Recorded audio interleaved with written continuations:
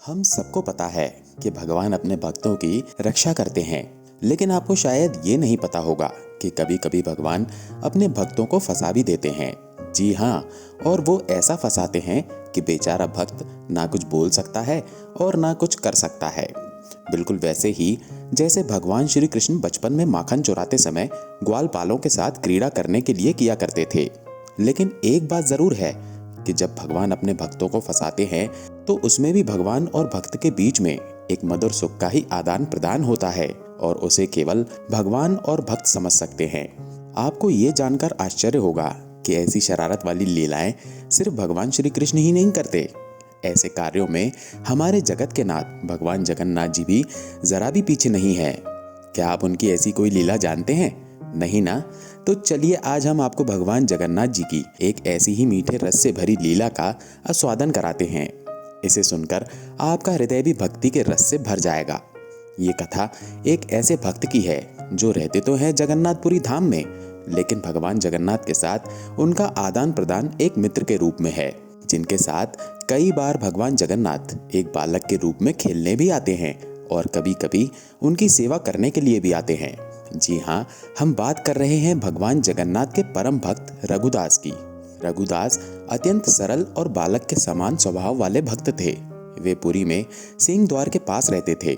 उनकी भक्ति और जगन्नाथ जी के साथ उनके साखे भाव के आदान प्रदान के विषय में सभी लोग जानते थे।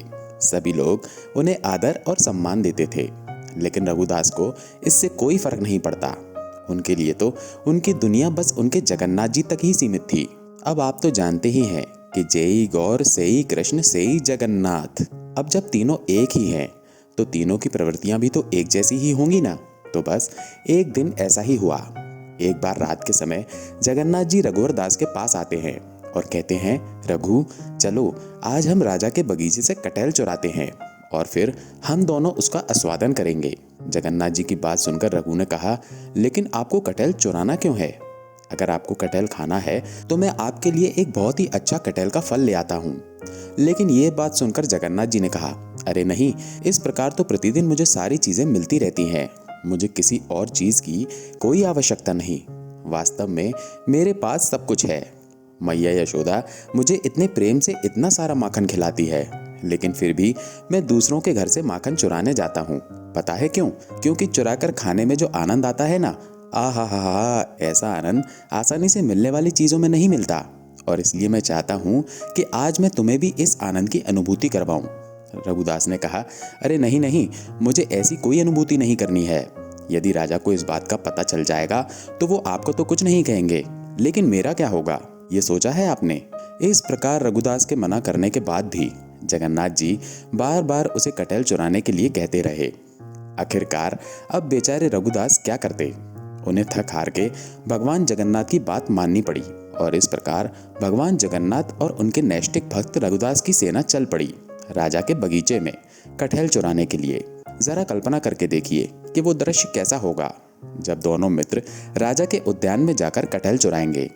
चलिए आगे क्या होता है देखते हैं। अब बगीचे में तो पहुंच गए और आप तो जानते हैं हमारे जगन्नाथ जी यानी पक्के खिलाड़ी कभी भी कोई अवसर नहीं चूकते। उन्होंने रघुवर दास को कहा, देखो रघु, ये कटहल का पेड़ बहुत बड़ा है और इस पेड़ पर बड़े बड़े फल लगे हुए हैं। ऐसा करो, तुम इस पेड़ पर चढ़ जाओ, मैं यहाँ नीचे खड़ा हूँ। तुम ऊपर से कोई अच्छा वाला फल तोड़ लो और उसको नीचे फेंक देना और नीचे से मैं उसे पकड़ लूंगा। उसके बाद तुम नीचे जाना और फिर किसी को पता ना चले, वैसे हम दोनों यहाँ से भाग जाएंगे। अब रघुदास इसमें क्या बोलेंगे? जगन्नाथ जी की रणनीति को शिरोधार्य करके वे तो चढ़ गए कटहल के पेड़ पर। वहां से एक अच्छा सा बड़ा सा कटहल का फल तोड़ लिया और नीचे आवाज लगाई, जगन्नाथ क्या आप तैयार हो? मैं कटहल का फल नीचे फेंक रहा हूँ, उसे पकड़ लेना। जगन्नाथ ने कहा, हाँ हाँ मैं यहीं पर हूँ, तुम फेंको उसे, अभी फेंको। ये सुनकर रघुदास ने तो फल नीचे फेंक दिया और सोचा कि नीचे जगन्नाथ जी उसे पकड़ लेंगे। लेकिन ये क्या, कहाँ है जगन्नाथ जी? अरे वो वहां होंगे तब तो पकड़ेंगे ना। धड़ाम से वो कटहल का फल नीचे जमीन पर गिरा। जोर से आवाज आई और फल दो हिस्सों में टूट गया। जब राजा के सिपाहियों ने ये आवाज सुनी तो उन्हें पता चल गया कि जरूर कोई कटहल का फल चुराने के लिए बगीचे में घुस आया है। वे सब दौड़ते दौड़ते वहां आ गए और जब वहां का दृश्य देखा तो उन्हें विश्वास ही नहीं हो रहा था। उन्होंने देखा कि बड़ा सा कटहल का फल जमीन पर गिरा हुआ है और उस पेड़ पर रघुदास बैठे हुए हैं। सिपाही ने तुरंत जाकर राजा को सूचना देते हुए कहा कि हे राजा, आश्चर्य के साथ हमें आपको सूचित करना पड़ रहा है कि आपके बगीचे में आज रघुदास कटहल का फल चुराने के लिए आए थे और अभी भी वो वहां पेड़ पर बैठे हुए हैं। ये सुनकर राजा को भी आश्चर्य हुआ कि रघुदास कटहल चुराने के लिए कैसे आ सकते हैं, और ये सोचते हुए राजा तुरंत वहां पहुंच गए। वहां जाकर उन्होंने देखा तो सच में रघुदास अभी भी पेड़ पर बैठे हुए थे और नीचे कटहल का टूटा हुआ फल पड़ा था। राजा ने रघुदास को नीचे आने के लिए कहा। जब रघुदास पेड़ से नीचे आए तो राजा ने उनसे कहा, हे मेरे प्रिय और परम भक्त रघुदास, अगर आपको कटहल खाने की इच्छा थी तो आपने इतनी रात को यहाँ मेरे बगीचे में आने का कष्ट क्यों किया? यदि आप कहते तो मैं इस फल को आपके घर पर भिजवा देता। अब रघुदास क्या उत्तर देते? उन्होंने राजा को जगन्नाथ जी का सारा वृतांत कह सुनाया कि किस प्रकार जगन्नाथ जी ने उन्हें इस प्रकार चोरी करने के लिए कहा था और फिर वे ही वहां से गायब हो गए। ये सुनकर राजा और सिपाही सभी लोग हंसने लगे। सभी लोगों ने रघुवर दास के साथ भगवान जगन्नाथ की इस मधुर लीला का आनंद लिया और अनेक दिनों तक भगवान की चोरी की इस कथा की चर्चा पूरे नगर में होती रही। एक बार जब रथ यात्रा के समय सारी तैयारियां हो गई थी, भगवान जगन्नाथ जी, बलदेव जी और सुभद्रा मैया अपने अपने रथों पर सवार हो चुके थे। राजा ने भगवान जगन्नाथ के रथ के सामने झाड़ू मारने की पहेंदी विधि भी कर ली थी। चारों ओर शंख, मृदंग, करताल बज रहे थे और जैसे ही जगन्नाथ जी का रथ खींचने लगे तो वो रथ हिला ही नहीं।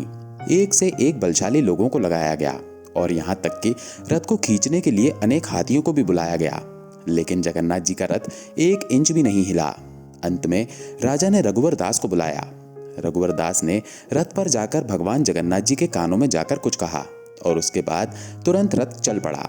रघुवर दास भगवान जगन्नाथ जी के अत्यंत प्रिय भक्त थे, जिनके पास भगवान अनेक बार अपने प्रेम का प्रत्यक्ष आदान प्रदान करने आते थे। ऐसे भक्तों की कथा का श्रवण भी हमें भक्ति मार्ग में अग्रसर करता है। इसलिए भगवान और उनके भक्तों की ऐसी ही रस में डूबी हुई कथाओं का आस्वादन करने हेतु इस चैनल को सब्सक्राइब कीजिए, जिससे कि भगवान की कथाओं की यह अमृत धारा निरंतर आपको मिलती रहे। जय श्री कृष्णा।